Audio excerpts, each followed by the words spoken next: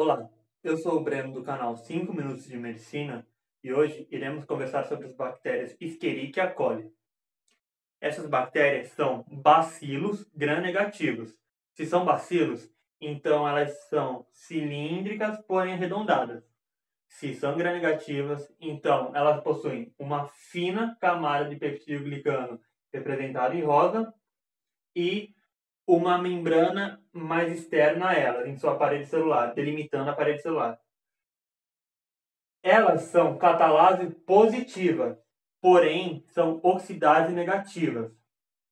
A presença da oxidase favorece a presença de uma bactéria em meios com oxigênio, pois a oxidase consegue fazer com que o oxigênio seja receptor de íons hidrogênio, de íons H+, formando água. E isso ajuda quem possui a oxidase, resistir à ação oxidativa do oxigênio.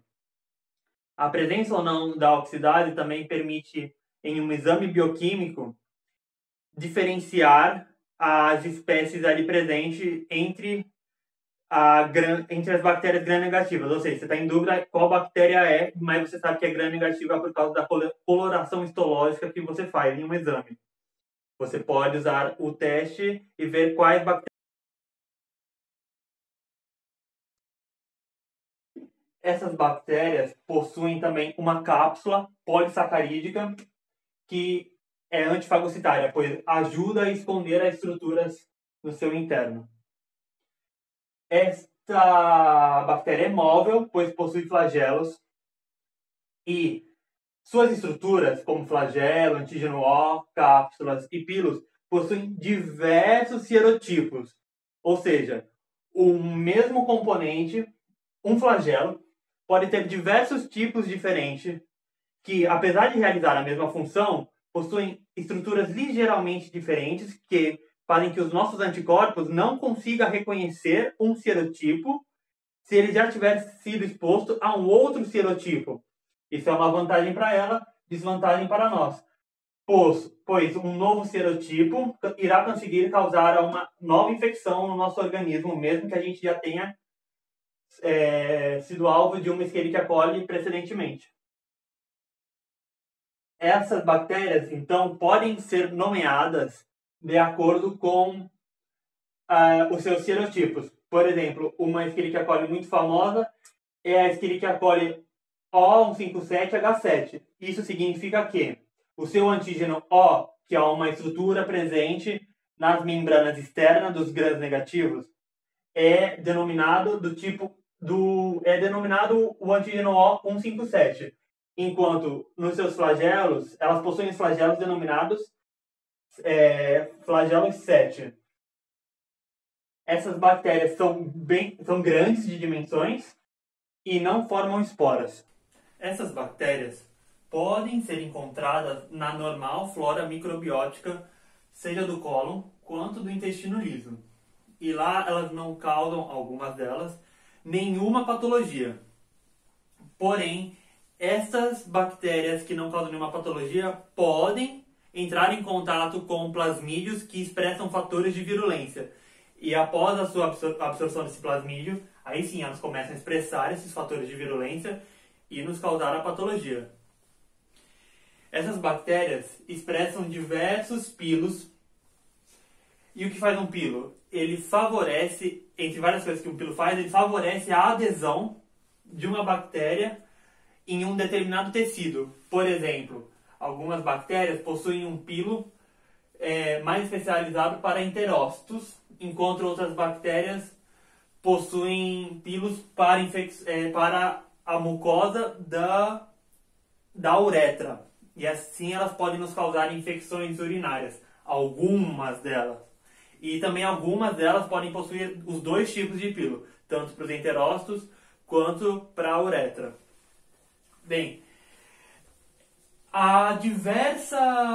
cada bactéria pode conter um diverso leque de fatores de virulência e a cada específica combinação de fatores de virulência causa um específico tipo de patogênese na gente, que a gente vai entender melhor já já. Elas conseguem causar, então, infecções endógenas, quando de um ambiente que ela está vivendo sem causar problemas para a gente, migram para outros ambientes, como, por exemplo, o sangue, as meninges ou as uretras, as vias excretórias baixas, e causa infecções endógenas, ou seja, era uma bactéria que já estava presente na gente e causou uma infecção em um outro lugar. Mas elas também podem causar uma infecção exógena, através de um ciclo fecal oral, principalmente quando elas contaminam alimentos e água, causando principalmente gastroenterites. A Escherichia coli enteropatógena, também denominada por EPEC, causa infecção principalmente em bebês de países em desenvolvimento e possui uma taxa de mortalidade relativamente alta. É rara em adultos e, nos países em desenvolvimento, causa 20% de todas as diarreias que ocorrem nesses países. Como ocorre a infecção pela EPEC? Através dos pilos, esses pilos especiais que se aderem aos enterócitos, e aí, com a adesão, ela consegue secretar igual uma injeção, através do mecanismo chamado sistema de secreção de tipo 3, duas proteínas. Uma dessas proteínas modifica as estruturas do citoesqueleto. O citoesqueleto aqui eu desenhei de forma grosseira, não é bem assim que ele se organiza. Mas enfim, modificando a estrutura do citoesqueleto, modifica de consequência a forma da célula e forma uma superfície ampla e côncava que consegue receber a célula no seu interior. A outra proteína que o EPEC secreta dentro da célula é uma proteína que causa danos mitocondriais, interfere com a apoptose e facilita a secreção de eletrólitos. Ou seja, no total, a gente observa uma maior perda hídrica por causa de processos osmóticos pelos enterócitos, causando diarreia aquosa. A Escherichia coli enterohemorrágica, também denominada EHEC, causa uma mudança na vilosidade do enterócito de forma parecida com a EPEC.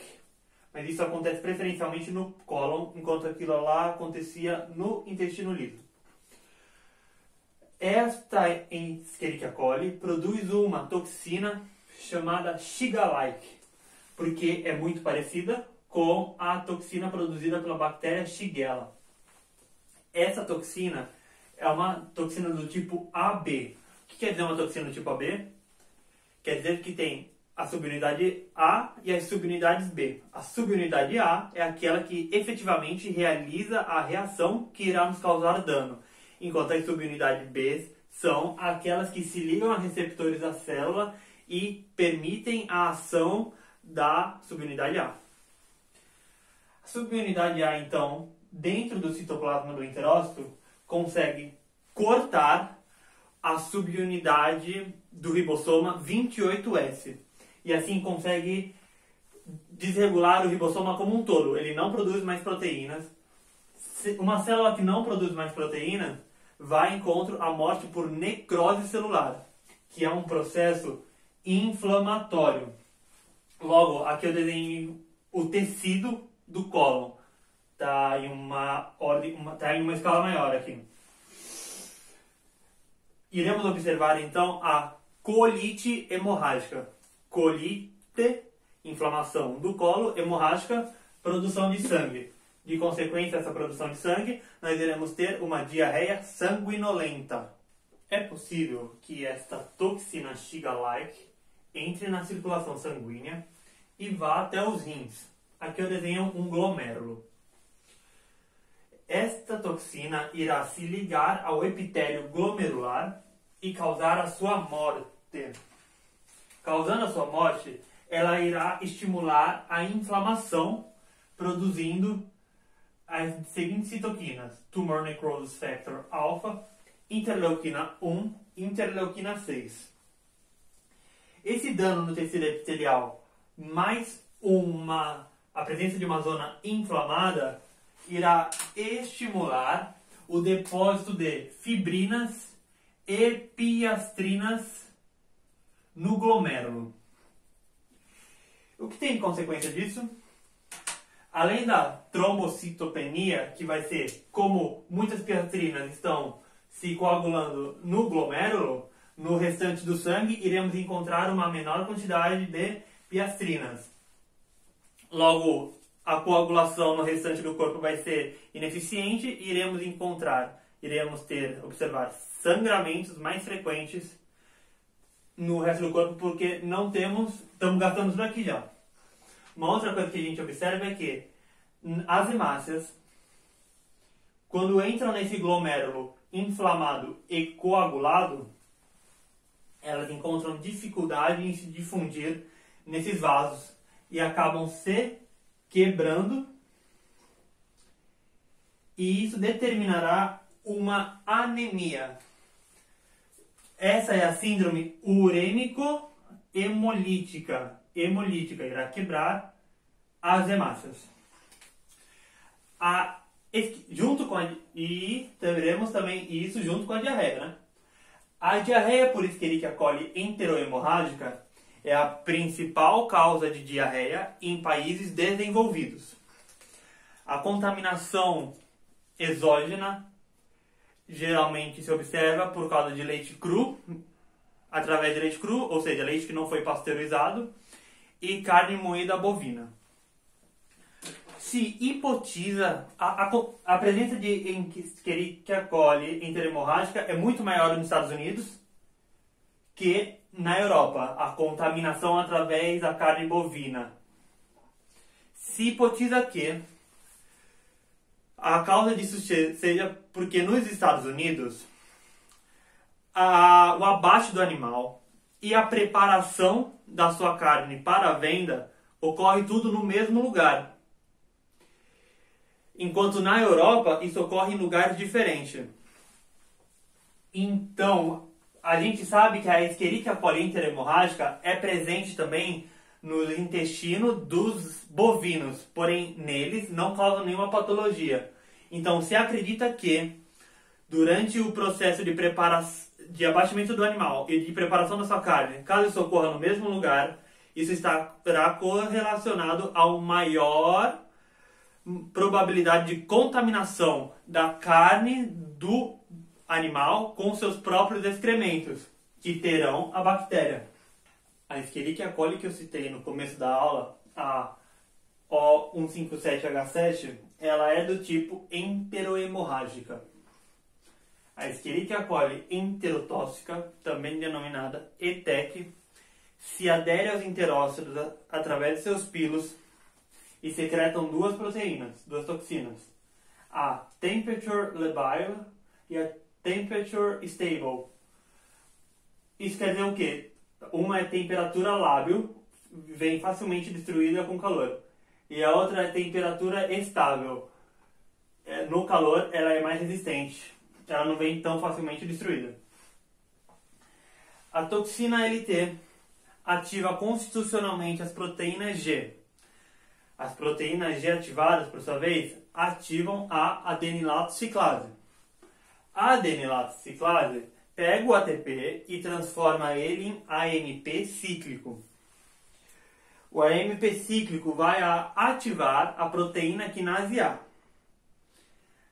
A proteína quinase A é uma importante quinase que, geralmente, fisiologicamente, não na ação sobre uma toxina, ela vem ativada quando a célula percebe estímulos externos e ela tem que mudar o padrão de suas proteínas dentro da célula. Então, a pKa começa a fosforilar várias proteínas, várias enzimas, modificando a sua função, ativando ou não, e assim a célula responde ao estímulo externo. Uma das proteínas que a pKa fosforila consegue, aqui eu estou representando como se fosse uma proteína genérica, consegue ativar canais de cloro, abrir canais de cloro. Então o cloro vai se difundir seguindo o gradiente eletroquímico. Pois o cloro é negativo e a célula também é mais negativa que o meio externo. Então, negativo com negativo se repelem e ela foge da célula. E a repulsão das cargas negativas prevale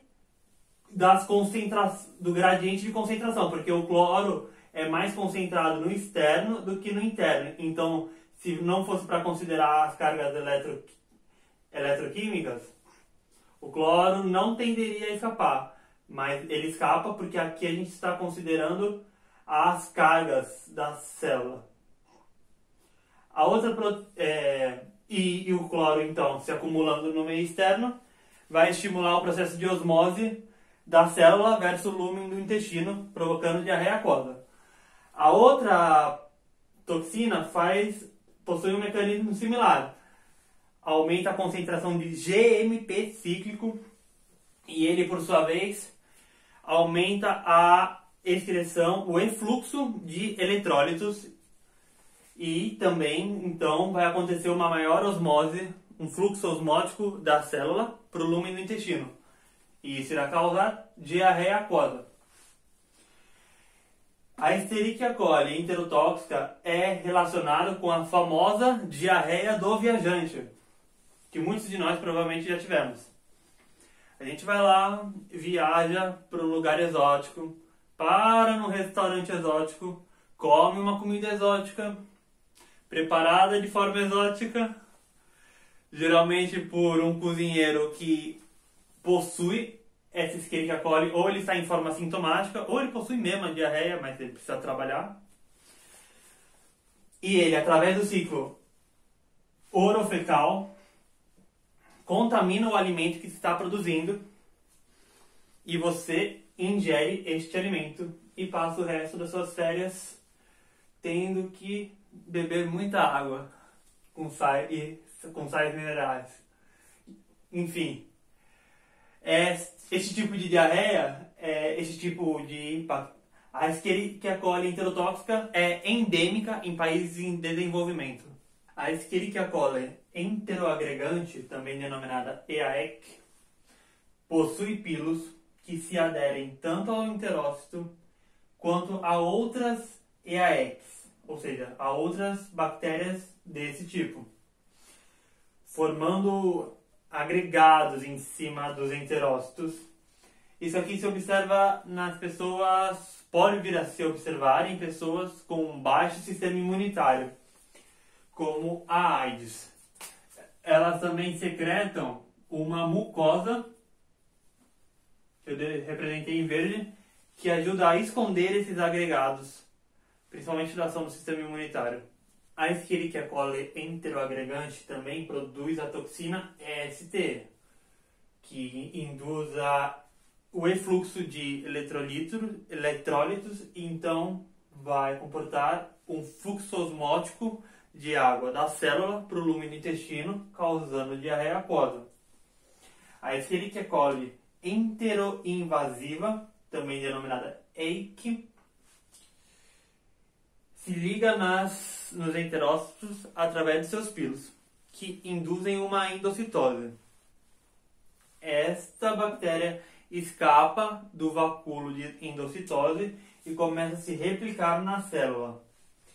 Ela, porém, se movimenta entre as células com um mecanismo muito parecido com o da Listeria monocytogenes, que é através da polimerização de actina atrás, se propulsionando para a frente.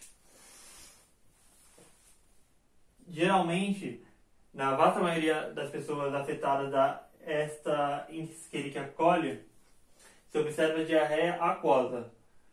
Porém, em uma minoria se pode observar a formação de úlceras e, de consequência, diarreia sanguinolenta.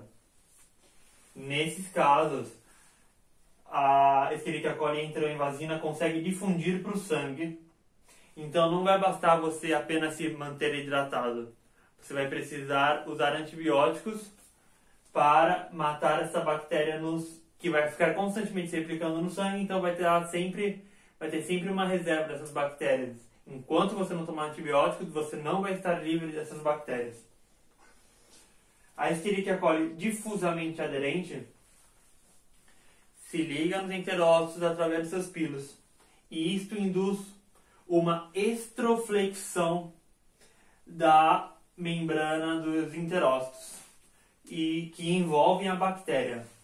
Porém, essa estroflexão atrapalha a normal função do enterócito de absorvimento de líquidos. E então vai ter um acúmulo de líquidos no lume do intestino, que irá ter de consequência uma diarreia aquosa. Essas bactérias também, como já dito, podem causar infecções endógenas. Ou seja, aquelas que estavam se encontrando em equilíbrio com nós, sem causar nenhuma patogênese no intestino, conseguem sair nas fezes e vir a nos contaminar na uretra. E também pode ser algumas Escherichia coli conseguem conviver normalmente com a gente, porque elas fazem parte da normal microbiota também do perineu, que é a região entre o ânus e os órgãos genitais. Então você pode encontrar bactérias que nos causem infecções das vias urinárias, tanto no perineu quanto no intestino.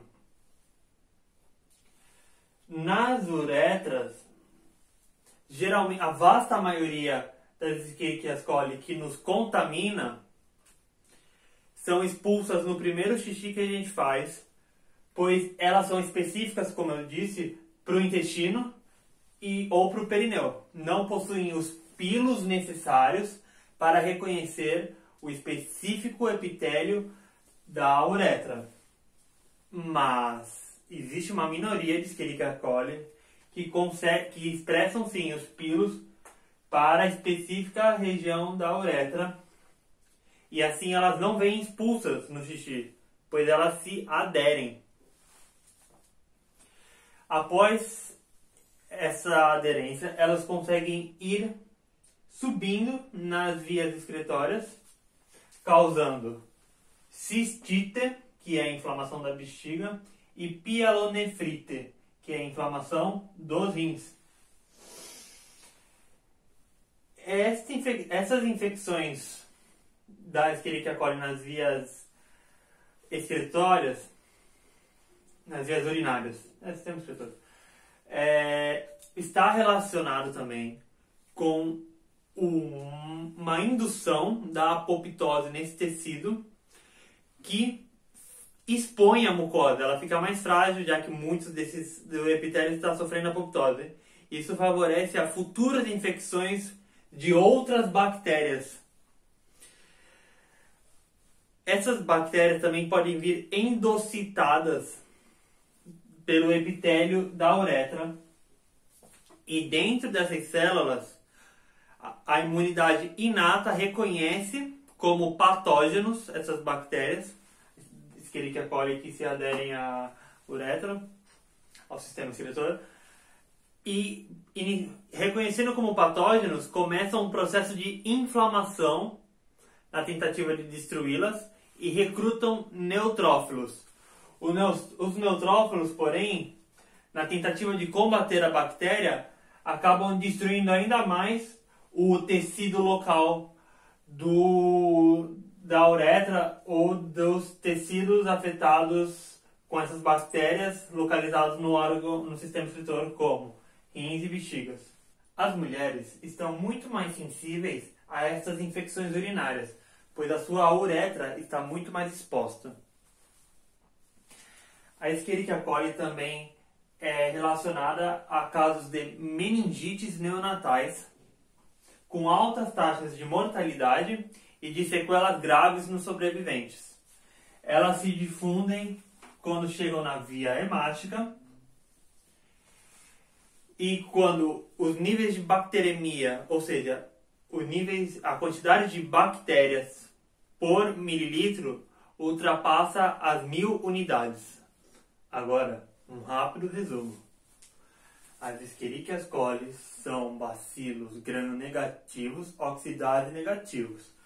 Possuem pilos, cápsulas, flagelos e antígenos O com muitos serotipos diversos. Fazem parte da normal flora microbiota do intestino, mas a sua patogênese está relacionada com o aquisito de fatores de virulência, infecções endógenas ou infecções exógenas. Possuem diversos tipos de acordo com os fatores de virulência que elas expressam. Podem causar desde a principal causa de diarreia em bebês em países em desenvolvimento, quanto a principal causa geral de diarreia em países já desenvolvidos. Seus fatores de virulência podem causar desde a morte das células por apoptose quanto por necrose. Podem causar tanto diarreia aquosa quanto a sanguinolenta. Elas podem ir do intestino e causar infecções urinárias, que vem selecionada aquelas bactérias que possuírem pilos que aderem à uretra. E podem também causar sepsemia neonatal com uma alta taxa de mortalidade.